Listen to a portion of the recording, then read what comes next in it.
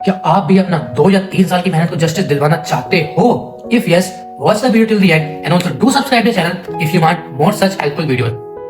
अगर मैं आप लोगों से कहूं, आप लोगों ने एक मिस्टेक कर रहे हो, बताऊं क्या? आप लोग अपना मैक्सिमम टाइम उस सब्जेक्ट में दे रहे हो जिसमें आउटपुट आने के चांसेस कम है। फॉर एग्जाम्पल, अगर आप 5 से 6 घंटे मैथ्स को दे रहे हो, अगर मैं आपसे कहूं कि आप उतना ही टाइम फिजिक्स को दे दोगे तो फिजिक्स में आपको ज्यादा आउटपुट मिलने वाला है। यस, लेकिन इसका मतलब ये नहीं है कि आपको मैथ्स में टाइम नहीं देना है।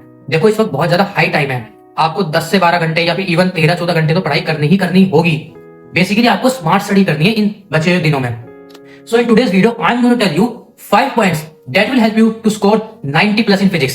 सो let's start. So first point is, ये वाला पॉइंट मैं आपको केमिस्ट्री वाली वीडियो में बताया था कि डिफिकल्टी लेस सो सिलेबस मोर। अब मैं फिजिक्स में क्यों बता रहा हूं? देखो, आपको एक चीज को बहुत अच्छे से समझना होगा और एक्सेप्ट करना होगा कि अब फिजिक्स का डिफिकल्टी लेवल घट चुका है। अब फिजिक्स में बहुत हार्ड क्वेश्चंस तो आते ही नहीं है, फॉर्मूला बेस्ड क्वेश्चंस के नंबर्स बढ़ चुके हैं, इवन अब तो statement based questions, conceptual questions भी आने लगे हैं।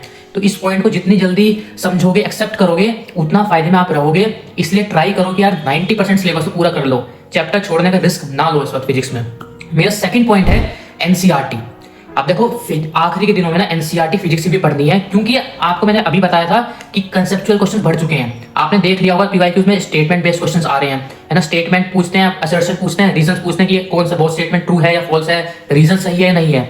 वो सारे क्वेश्चन कहाँ से बनते हैं? आपके एनसीईआरटी से ही बनते हैं वो सारे क्वेश्चन।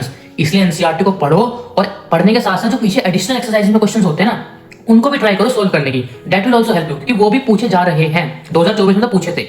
अब मेरा तीसरा पॉइंट है पीवाईक्यूज को प्रैक्टिस करना।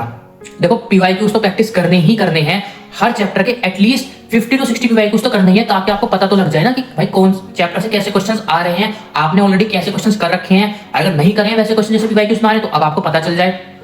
सो यार, अभी तक 3 पॉइंट बता दिए आपको।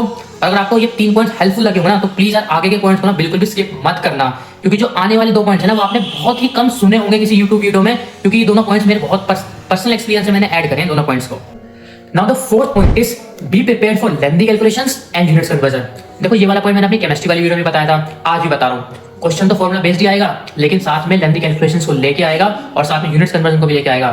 तो तैयार है ना? अगर आप लोग अभी मिस्टेक कर रहे हो, आप जैसे कोई लेंथी कैलकुलेशंस आता है, जब आप प्रैक्टिस कर रहे होते हो, क्वेश्चन आप छोड़ देते हो, सो आपको एग्जाम में ना बहुत दिक्कत होने वाली है, क्योंकि बहुत ज्यादा इरिटेशन होती है जब लेंथी कैलकुलेशन आती है ना। फॉर्मूला होगा, सिर्फ फॉर्मूला लगाना होगा, लेकिन लेंथी कैलकुलेशन की वजह से आप कर नहीं पाओगे। आपकी जो +4 होना चाहिए था, हो सकता है -1 भी हो जाए। और यूनिट्स कन्वर्जन की अगर मैं बात करूं तो ऑलरेडी वीडियो में बताया है कि अगर आप स्टार्टिंग से पहले वर्ड से लेके एंड वर्ड तक क्वेश्चन को पढ़ोगे ना, तो ये मिस्टेक कभी नहीं होने वाली है। पहली वीडियो में ऑलरेडी बता चुका हूं, क्वेश्चन को ना पूरा पढ़ना है बिफोर स्टार्टिंग द आंसर। सो अब मेरा 5th पॉइंट ये है कि don't just rely on formulas, concept is also crucial. देखो भाई, ऑलरेडी 2-3 बार इसी वीडियो में रिपीट कर चुका हूं कि अब जेईई मेंस में ना सिर्फ कैलकुलेशन या फिर फॉर्मूला बेस्ड क्वेश्चंस नहीं आते हैं, स्टेटमेंट बेस्ड क्वेश्चंस भी आने लगे हैं। असर्शन, रीजन की बहुत रीजन सही एक्सप्लेनेशन है या नहीं है, तो उसके लिए सिर्फ फॉर्मूला याद कर जाना इज नॉट सफिशिएंट। अगर आपको 90 प्लस चाहिए ना फिजिक्स में, तो आपको थ्योरी भी आनी चाहिए, कंसेप्ट भी आना चाहिए, everything is important. So guys, ये थे मेरे 5 पॉइंट्स जो मैं आप लोगों को बताना चाहता था, ताकि आप लोगों का बेनिफिट हो सके। अगर आपको वीडियो हेल्पफुल लगी है तो यार चैनल को कर दो सब्सक्राइब और कमेंट में लिख दो 90 प्लस, और हाँ, वीडियो को अपने दोस्तों में भी शेयर करना ताकि उनका भी बेनिफिट हो सके। और अगर आपको मॉक टेस्ट से रिलेटेड वीडियो चाहिए तो मैं वीडियो का लिंक डिस्क्रिप्शन में डाल दूंगा, रिसोर्सेज की वीडियो चाहिए उसका भी लिंक डाल दूंगा, और last 30 day strategy for JEE mains वो भी वीडियो बना रखी है, उसका भी लिंक मैं डाल दूंगा डिस्क्रिप्शन में। बस आपको पढ़ना है, आपको कंसिस्टेंटली ये बाकी बचे हुए दिन में पढ़ना है, everything is available. So thanks for watching.